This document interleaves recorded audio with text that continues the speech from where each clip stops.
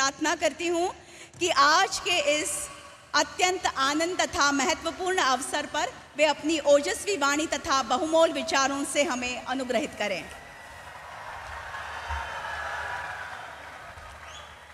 मुंबई आणि मुंबई उपनगरातून मोठ्या संख्येने उपस्थित सर्वांना माझा नमस्कार। आज का दिन मुंबई और महाराष्ट्र के साथ ही विकसित भारत के संकल्प के लिए बहुत बड़ा, बहुत ऐतिहासिक है। आज विकास का ये उत्सव भले ही मुंबई में हो रहा है, लेकिन इस पर पूरे देश की नजर है। आज दुनिया के सबसे बड़े श्री ब्रिज में से एक ये विशाल अटल सेतु देश को मिला है। ये हमारे उस संकल्प का भी प्रमाण है कि भारत के विकास के लिए हम समंदर से भी टकरा सकते हैं, लहरों को भी चीर सकते हैं। आज का ये कार्यक्रम संकल्प से सिद्धि का भी प्रमाण है। मैं 24 दिसंबर 2016 का दिन नहीं भूल सकता, जब मैं Mumbai trans harbour link Atal Setu के शिलान्यास के लिए यहां आया था। तब मैंने छत्रपति शिवाजी महाराज को नमन करते हुए कहा था कि लिख कर रखिए, देश बदलेगा भी और देश बढ़ेगा भी। जिस व्यवस्था में सालों साल काम लटकाने की आदत पड़ गई थी, उससे देशवासियों को कोई उम्मीद बची नहीं थी। लोग सोचते थे कि उनके जीते जी बड़े प्रोजेक्ट पूरे हो जाएं, ये मुश्किल ही है। और इसलिए मैंने कहा था, लिख कर रखिए, देश बदलेगा और जरूर बदलेगा। ये तब मोदी की गारंटी थी। और आज मैं छत्रपति शिवाजी महाराज को फिर नमन करते हुए, मुम्बरा देवी को नमन करते हुए, सिद्धि विनायक जी को प्रणाम करते हुए ये अटल सेतु मुंबईकरों को, देश के लोगों को समर्पित कर रहा हूं। कोरोना के महासंकट के बावजूद मुंबई ट्रांस हार्बर लिंक का काम पूरा होना बहुत बड़ी उपलब्धि है। हमारे लिए शिलान्यास, भूमि पूजन, उद्घाटन और लोकार्पण सिर्फ एक दिन का कार्यक्रम भर नहीं होता। नहीं, ये मीडिया में आने के लिए और जनता को रिझाने के लिए होता है। हमारे लिए हर प्रोजेक्ट भारत के नवनिर्माण का माध्यम है। जैसे एक एक ईंट से बुलंद इमारत बनती है, वैसे ही ऐसे हर प्रोजेक्ट से भव्य भारत की इमारत बन रही है। साथियों, आज यहां देश के मुंबई और महाराष्ट्र के विकास से जुड़े हुए 33,000 करोड़ रुपए के प्रोजेक्ट का शिलान्यास और लोकार्पण हुआ है। ये प्रोजेक्ट रोड, रेल, मेट्रो, पानी जैसी सुविधाओं से जुड़े हुए हैं।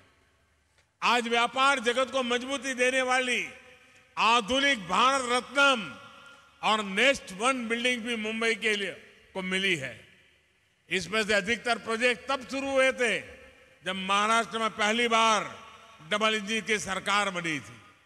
इसलिए महाराष्ट्र में देवेंद्र जी से लेकर के अब एकनाथ शिंदे जी, अजीत पवार जी तक पूरी टीम के प्रयासों का परिणाम है। मैं उन सबको बधाई देता हूं। मैं आज महाराष्ट्र की बहनों को भी बधाई दूंगा। इतनी बड़ी तादाद में महिलाओं का आना, इन माताओं बहनों का हमें आशीर्वाद देना, इससे बड़ा सौभाग्य क्या होता है। देश की माताओं बहनों बेटियों के सशक्तिकरण की जो गारंटी और जो गारंटी मोदी ने दी है ना, उसको महाराष्ट्र सरकार भी आगे बढ़ा रही है। मुख्यमंत्री महिला सक्षमीकरण अभियान नारी शक्ति दूत एप्लीकेशन और लेक लाड़की योजना ऐसा ही एक उत्तम प्रयास है। आज यहां इस आयोजन में हमें आशीर्वाद देने के लिए इतनी बड़ी संख्या में हमारी माताएं, बहनें और बेटियां आई हुई है।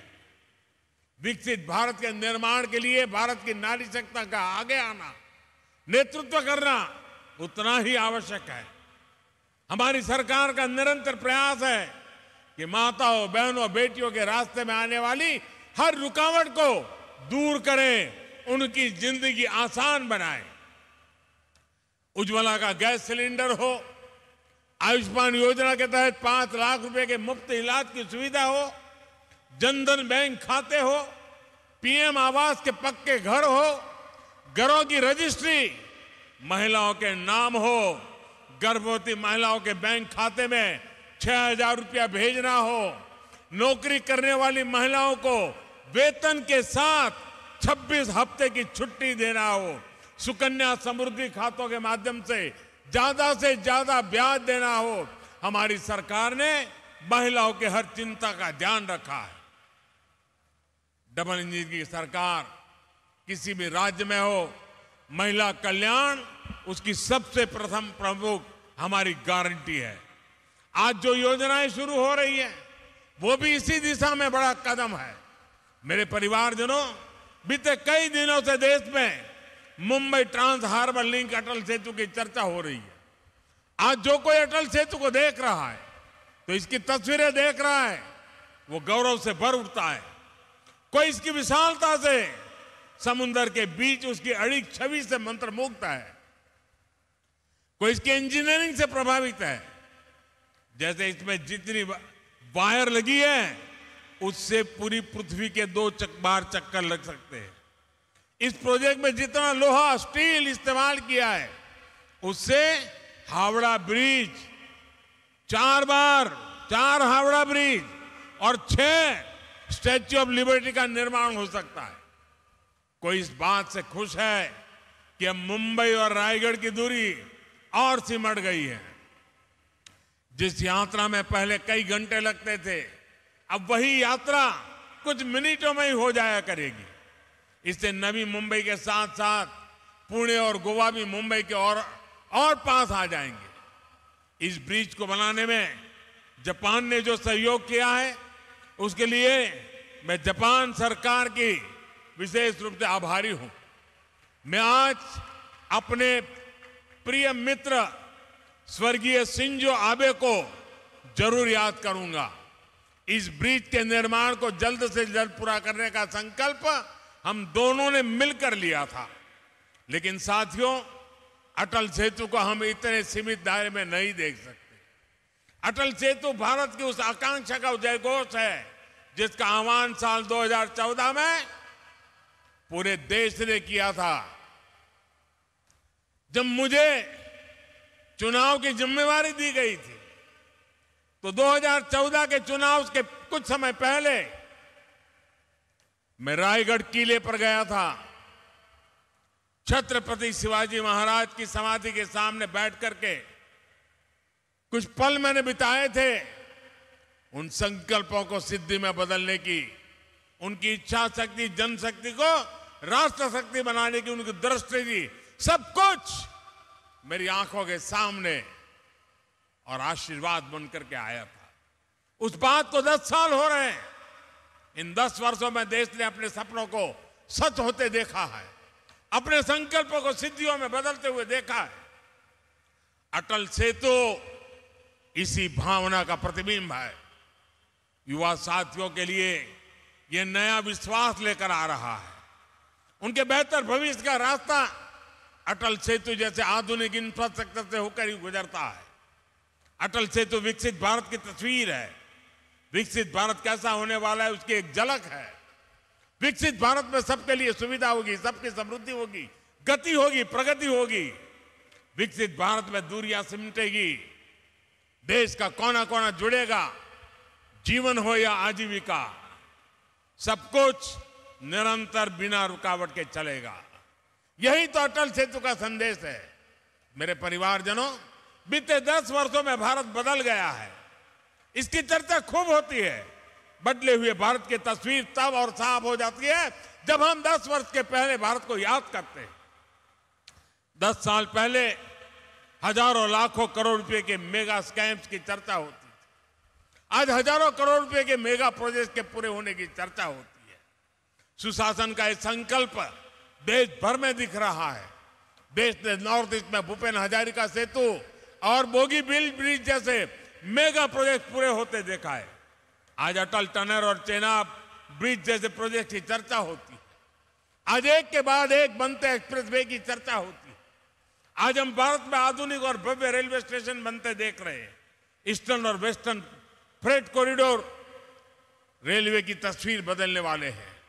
वंदे भारत, नमो भारत, अमृत भारत ट्रेनों सामान्य जन के सफर को आसान और आधुनिक बना रही है। आज हर कुछ सप्ताह में देश किसी न किसी कोने में नए एयरपोर्ट का लोकार्पण होता है। साथियों, यही मुंबई में, महाराष्ट्र में इन वर्षों में अनेक मेगा प्रोजेक्ट या तो पूरे हो चुके हैं या फिर बहुत जल्द पूरे होने वाले। पिछले साल ही बाला साहब ठाकरे समृद्धि महामार्ग का लोकार्पण हुआ। नवी मुंबई एयरपोर्ट और कोस्टल रोड प्रोजेक्ट पर भी तेजी से काम चल रहा है। कोस्टल रोड प्रोजेक्ट से मुंबई महानगर की कनेक्टिविटी का कायाकल्प होने जा रहा है। ऑरेंज गेट, ईस्टर्न फ्रीवे और मरीन ड्राइव की अंडरग्राउंड टनल कनेक्टिविटी मुंबई शहर में ईज ऑफ ट्रैवल बनाएगी। आने वाले कुछ सालों में ही मुंबई को पहली बुलेट ट्रेन भी मिलने वाली है। दिल्ली मुंबई इकोनॉमिक कॉरिडोर महाराष्ट्र को मध्य भारत और उत्तर भारत से जोड़ने जा रहा है। महाराष्ट्र को तेलंगाना, छत्तीसगढ़ और अन्य पड़ोसी राज्यों से जोड़ने के लिए ट्रांसमिशन लाइन नेटवर्क बिछाया जा रहा है। इसके अलावा ऑयल और गैस पाइपलाइन हो, औरंगाबाद इंडस्ट्रियल सिटी हो, नवी मुंबई एयरपोर्ट हो, शैलेंद्र बिडकिन इंडस्ट्रियल पार्क हो, ये बड़ी परियोजनाएं महाराष्ट्र की अर्थव्यवस्था को नई गति देने वाली है।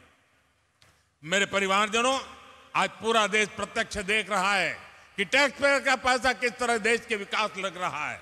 लेकिन देश पर दशकों तक शासन करने वालों ने देश का समय और टैक्स पेयर का पैसा दोनों ही की परवाह नहीं की है। इसलिए पहले के दौर में कोई प्रोजेक्ट या तो जमीन पर उतरता ही नहीं था या फिर दशकों तक लटका रहता था। महाराष्ट्र तो ऐसे अनेक प्रोजेक्ट का साक्षी रहा है। नीलवंडे डैम का काम 5 दशक पहले शुरू हुआ था, इसे हमारी सरकार ने पूरा किया। उरण खारकों पर रेल लाइन पर भी लगभग 30 दशक पहले काम शुरू हुआ था, ये डबल इंजन की सरकार ने पूरा किया है। नवी मुंबई मेट्रो प्रोजेक्ट भी लंबे समय तक लटका रहा। यहां डबल इंजन की सरकार बनने के बाद हमने इसे गति दी और अब पहला चरण पूरा हो चुका। ये जो अटल सेतु आज हमें मिला है, इसकी प्लानिंग भी कई सालों पहले चल रही थी। यानी मुंबई के लिए इसकी जरूरत सबसे अनुभव की जा रही थी, लेकिन इसे पूरा करने का सौभाग्य हमें मिला। और आप याद रखिए, बांद्रा वर्ली सी लिंक प्रोजेक्ट अटल सेतु से करीब 5 गुना छोटा है। 5 गुना छोटा है। पहले की सरकार में उसको बनते बनते 10 साल से ज्यादा लगे थे और बजट 4-5 गुना अधिक बढ़ गया था। ये तब सरकार चला रहे लोगों के काम करने का तरीका था। साथियों, अटल सेतु जैसे इंफ्रास्ट्रक्चर प्रोजेक्ट सिर्फ सुविधा ही नहीं देते बल्कि रोजगार के भी बहुत बड़े साधन होते। इसके निर्माण के दौरान मेरे करीब 17,000 मजदूर भाई बहनों और 1500 इंजीनियर्स को सीधा रोजगार मिला। इसके अलावा ट्रांसपोर्ट से जुड़े कारोबार, निर्माण से जुड़े दूसरे बिजनेस में जो रोजगार मिला वो अलग है। अब ये इस पूरे क्षेत्र में हर प्रकार के बिजनेस को बल देगा। Ease of doing business, ease of doing life, इसके लिए बढ़ाएगा। मेरे परिवारजनों, आज भारत का विकास 2 पटरियों पर एक साथ हो रहा है। आज एक तरफ गरीब का जीवन बेहतर बनाने के लिए महाअभियान है, तो दूसरी तरफ देश के कोने कोने में चल रही महापरियोजनाएं। हम अटल पेंशन योजना भी चला रहे हैं और अटल सेतु भी बना रहे हैं। हम आयुष्मान भारत योजना भी चला रहे हैं और वंदे भारत, अमृत भारत ट्रेन भी बना रहे हैं। हम पीएम किसान सम्मान निधि भी दे रहे हैं और पीएम गति शक्ति भी बना रहे हैं। आज का भारत ये सब कुछ एक साथ कैसे कर पा रहा है? इसका जवाब है नियत और निष्ठा। हमारी सरकार की नियत साफ है। आज सरकार की निष्ठा सिर्फ और सिर्फ देश के प्रति और देशवासियों के प्रति है। और जैसी नियत होती है जैसी निष्ठा होती है वैसे ही नीति भी होती है, और जैसी नीति होती है वैसी रीति भी होती है। जिन्होंने लंबे समय तक देश पर शासन किया, उनकी नीयत और निष्ठा दोनों सवाल के घेरे में रही। उनकी नीयत सिर्फ सत्ता हासिल करने की रही, वोट बैंक बनाने की रही, अपनी तिजोरियां भरने की रही। उनकी निष्ठा देशवासियों के प्रति नहीं, बल्कि सिर्फ और सिर्फ अपने परिवारों को आगे बढ़ाने तक ही सीमित रही। इसलिए वो न विकसित भारत के बारे में सोच सके, न आधुनिक इंफ्रास्ट्रक्चर को लक्ष्य बना सके। इससे देश का कितना नुकसान होता है ये जानना भी जरूरी है। मैं आपको एक आंकड़ा देता हूं। 2014 से पहले के 10 सालों में इंफ्रास्ट्रक्चर के लिए सिर्फ 12 लाख करोड़ रुपए बजट दिया गया था, जबकि हमारी सरकार ने 10 वर्षों में हमने 44 लाख रुपए का बजट इंफ्रास्ट्रक्चर के लिए दिया है। तभी तो आज देश में इतने बड़े बड़े प्रोजेक्ट चल रहे हैं। महाराष्ट्र में ही केंद्र सरकार करीब 8 लाख करोड़ रुपए के इंफ्रास्ट्रक्चर प्रोजेक्ट या तो पूरा कर चुकी है या उन पर काम चल रहा है। यह राशि हर सेक्टर में रोजगार के नए अवसरों को बढ़ा रही है। साथियों, हम आज देश के हर परिवार को बुनियादी सुविधाओं के सैचुरेशन यानी 100% कवरेज का मिशन लेकर चल रहे हैं। विकसित भारत संकल्प यात्रा के तहत आज मोदी की गारंटी वाली गाड़ी देश के कोने कोने में पहुंच रही है। मोदी की गारंटी वहां से शुरू होती है जहां दूसरों से उम्मीदें खत्म हो जाती हैं। हमारी बहनों बेटियों ने तो ये सबसे अधिक अनुभव किया है। गांव या शहर, साफ सफाई से लेकर पढ़ाई, दवाई और कमाई, हर योजना सबसे अधिक लाभ हमारी माताओं बहनों को हुआ है। पीएम जन औषधि केंद्रों पर 80% डिस्काउंट के साथ दवाई दी जा रही है। मोदी की गारंटी गरीब परिवार की बहनों को पक्का घर देने की है। जिन्हें पहले किसी ने नहीं पूछा, उन्हें पहली बार मोदी ने पूछा है। उन्हें बैंकों से मदद दिलवाई है। पीएम स्वनिधि योजना से यहां मुंबई के भी हजारों रेहड़ी पटरी वाले भाई बहनों को फायदा हुआ है। हमारी सरकार महिला सेल्फ हेल्प ग्रुप को भी मदद दे रही है। बीते कुछ सालों में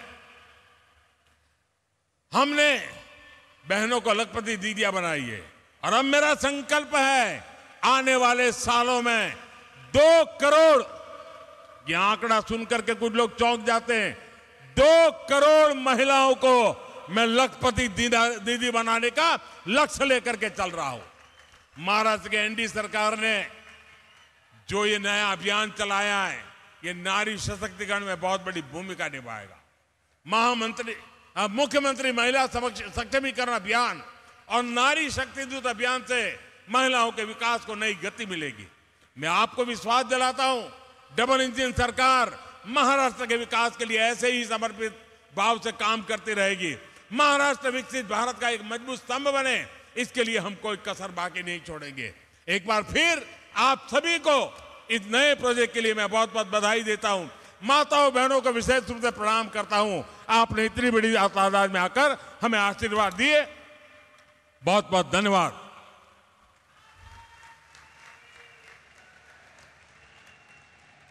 आपका संबोधन सौगात के रूप में बरकरार रहेगा। मैं हृदय की गहराइयों से आभार प्रकट करती हूं। धन्यवाद।